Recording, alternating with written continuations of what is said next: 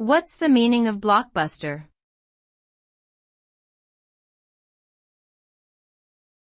Blockbuster.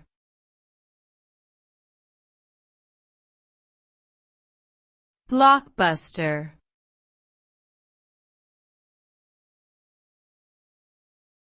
Blockbuster.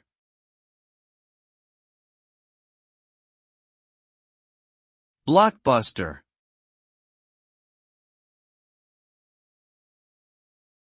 The term blockbuster originated in the 1940s to describe a bomb that could destroy an entire city block. In the entertainment industry, it refers to a popular and financially successful movie, book, or other form of media that generates high revenue and cultural impact. Blockbusters are typically characterized by their large-scale production budgets, wide distribution, and mass appeal to audiences across different demographics and regions.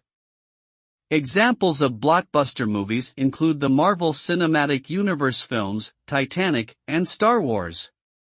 While blockbusters often receive criticism for being formulaic and lacking originality, they remain a major force in the entertainment industry and continue to capture public attention and imagination.